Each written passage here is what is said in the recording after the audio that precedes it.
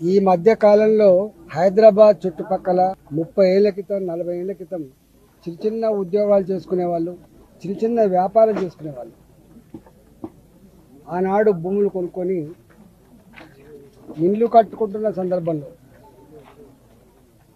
మళ్ళీ మాకు వేరే రిజిస్ట్రేషన్ ఉందని చెప్పి దొంగ డాక్యుమెంట్ సృష్టించుకొని పోలీసు వాళ్ళని మేనేజ్ చేసుకొని రెవెన్యూ అధికారులను మేనేజ్ చేసుకొని పేదలు కట్టుకునేటువంటి ఇళ్ల మీద దౌర్జన్యం చేస్తున్నారు. మొన్న ఆరుంధతి నగర్లో, బాలాజీ నగర్, జవహర్ నగర్లో ఇట్నే చేస్తే మేము పోయి వచ్చినాం. పేదలు వాళ్ళు 40 గజాలు 60 గజాల్లో ఇల్లు కట్టుకునేటువంటి పేదలు వాళ్ళు 40,000 50,000 జమ చేసుకొని ఒక రేకుల షెడ్ వేసుకుంటే కూలగొట్టిపోతున్నారు. 50,000 రూపాయల నుంచి 2 లక్షల రూపాయలు ఇస్తే తప్ప పేదలు ఆ రేకుల షెడ్ వేసుకునే పరిస్థితి లేదు. దాని మీద నేను రెవెన్యూ మంత్రి గారితో మాట్లాడినా, కలెక్టర్ గారితో మాట్లాడినా, సిపి గారితో కూడా మాట్లాడినా. నేను 6 నెలలు అవుతుంది భారతీయ జనతా పార్టీ ఎంపీకి ఇక్కడ గెలిచి.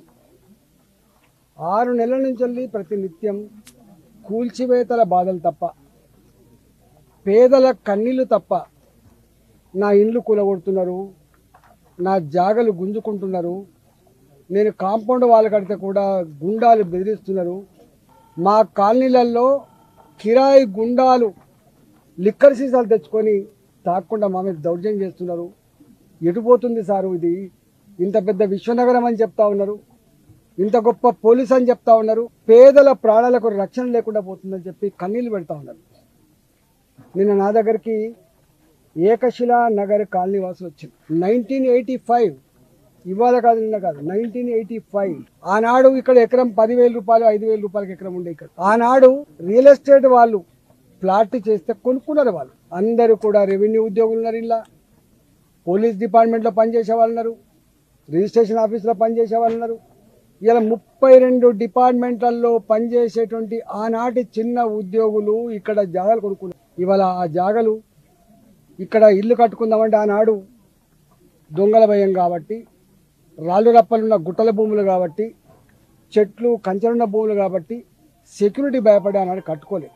మెల్లమెల్లగా జాగాల ఖరీదు పెరుగుతున్నప్పుడు, వాళ్ళకు 4 పైసలు జమ అవుతున్నప్పుడు ఇల్లు కట్టుకునే ప్రయత్నం చేసి కొంతమంది ఇల్లు కట్టుకున్నారు. ఇవాళ ఇల్లు కట్టుకునే ప్రయత్నం చేస్తున్నప్పుడు ఇక్కడ మొన్న కొత్త గవర్నమెంట్ వచ్చిన తర్వాత మొన్నటి వరకు పాలక మండలి, గ్రామ పంచాయతీ ఉన్నంత వరకు, మున్సిపాలిటీ ఉన్నంత వరకు వాళ్ళకి పర్మిషన్లు వచ్చినాయి.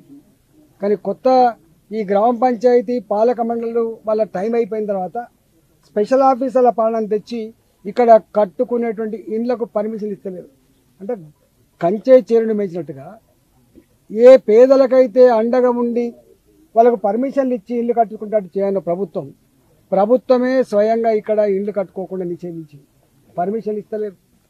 ఇవాళ కట్టుకునేటువంటి వాటికి ఇలా కూలగొడతా ఉన్నారు. కూలగొట్టేది ప్రభుత్వ అధికారులు కాదు, కూలగొట్టి గుండాలు కూలగొడతా ఉన్నారు. ఇవాళ గ్రామ పంచాయతీ లేఅవుట్ ఉన్నప్పుడు 2007లో ఒక చట్టం వచ్చింది. గ్రామ పంచాయతీ లేఅవుట్లు ఐసీసీ కట్టుకోవద్దు, ఎల్ఆర్ఎస్ కింద మళ్ళీ రెగ్యులైజ్ చేసుకోవాలి. పాపం రెగ్యులైజ్ కూడా చేసుకుంటున్నారు. వాళ్ళు ప్రభుత్వానికి రెగ్యులేషన్ ఫీజులు కడుతున్నారు, ప్రభుత్వానికి పర్మిషన్ ఫీజులు కడుతున్నారు, అయినా కూడా కూలగొడతా ఉన్నారు. ఇవాళ నేను వచ్చిన ఇక్కడికి ఫీల్డ్ మీద నేను అనేక సార్లు రాచకొండ సిపి గారితో మాట్లాడినా, అనేక సార్లు మల్కాగిరి కలెక్టర్ గారితో మాట్లాడినా, అనేక సార్లు ఇక్కడ ఉన్న డీసీపీలతో మాట్లాడినా, నిన్న స్వయంగా రెవెన్యూ మంత్రి శ్రీనివాసరెడ్డి గారితో కూడా మాట్లాడినా. నేను ఇలా పోతున్నా అని చెప్పి ఇక్కడికి వస్తే నేను ఇక్కడ పార్లమెంట్ సభ్యుడిగా ఉన్నాగా, నేను ప్రజలతో మీటింగ్ పెట్టుకొని ఉన్నాగా ఇలా గుండాలు ఇక్కడ లిక్కర్ బాటిల్ తెచ్చుకొని, బీరి సీసాలు తెచ్చుకొని తాక్కుంటా ఇక్కడ దౌర్జన్యం చేసే ప్రయత్నం చేస్తున్నారు. రాత్రి నేను ఇక్కడికి వస్తున్నాను తెలిసి మీరు ఎంపీ గారు వస్తున్నట, మీరు ఎంపీ గారి దగ్గర పోయినట, మీ సంగతి చెప్తామని చెప్పి మహిళల మీద దౌర్జన్యం చేస్తారు. నేను అడుగుతా ఉన్నా సిపి గారికి, టెంట్ వేసుకొని టెంట్ కాలబెడతాం అంటే ఎంపీ గారు వచ్చే టెంట్ కూడా కాలబెట్టే స్థాయికి ఎదిగిందంటే పోలీసులారా మీరు ఎవరికి రక్షణగా ఉన్నారు? మీరు ప్రజలకు రక్షణగా ఉన్నారా? గుండాలకు రక్షణ ఉన్నారా? ల్యాండ్ బ్రోకర్లకు రక్షణ ఉన్నారా? డబ్బులు ఇచ్చే వాళ్ళ రక్షణ ఉన్నారా? ఆలోచించుకోవాలి. ఇలా ఒకనాడు తెలంగాణ పోలీస్ అంటే ఇంత ఇజ్జత్ ఉండేది, ఇంత గౌరవం ఉండేది. కానీ ఇలా తెలంగాణ పోలీస్ అంటే ఇజ్జత్ లేకుండా పోయింది, గౌరవం లేకుండా పోయింది. మీరు ఆలోచించుకోమని చెప్పి హెచ్చరిస్తానా. నేను ఇక్కడ ఉన్నా, ఇక నేను ఇక్కడ ఉన్నా, ఎవడొస్తాడో ఎవడు దౌర్జన్యం చేస్తాడో ఒకవేళ మీరు కనుక కంట్రోల్ చేయకపోతే, ప్రజల ఆస్తులకు రక్షణ మీరు ఉండకపోతే, ప్రజల ప్రాణాలకు కనుక పోలీస్ డిపార్ట్మెంట్ రక్షణ ఉండకపోతే అదేందో మేమే మా చేతులకు తీసుకోవాల్సి వస్తుంది. మేమే గుండాలకు బుద్ధి చెప్పాల్సి వస్తుంది, మేమే ల్యాండ్ బ్రోకర్లకు బుద్ధి చెప్పాల్సి వస్తుంది, మేమే ఈ చిల్లరగాళ్ళను తరిమికొట్టే పరిస్థితి అని చెప్పి హెచ్చరిస్తా ఉన్నా. ఇప్పటికైనా పిచ్చి వేషాలు వేయకుండా మీరు వెంటనే స్పందించి, రెవెన్యూ అధికారులు పోలీసులు వెంటనే స్పందించి దీని మీద సంపూర్ణ ఎంక్వైరీ చేసి ప్రజలకు వెంటనే రక్షణ కల్పించి ప్రజల ఆస్తులకు రక్షణ కల్పించాలని చెప్పి ఈ సందర్భంగా నేను ఎంపీగా పార్లమెంట్ సభ్యుగా డిమాండ్ చేస్తున్నా.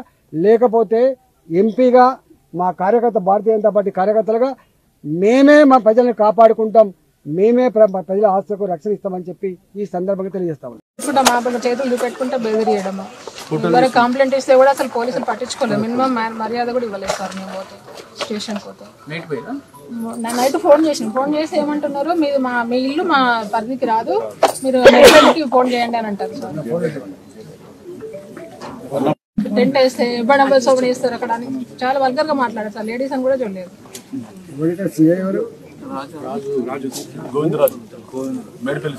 చేసుకుందామని నైట్ టెంట్స్ మంచిగా చైర్స్ అవన్నీ తెప్పించి ఏసీ చేసుకుందామని మూపు 10 మంది వాళ్ళు వచ్చి మా మీద దౌర్జన్యం చేసింది సార్.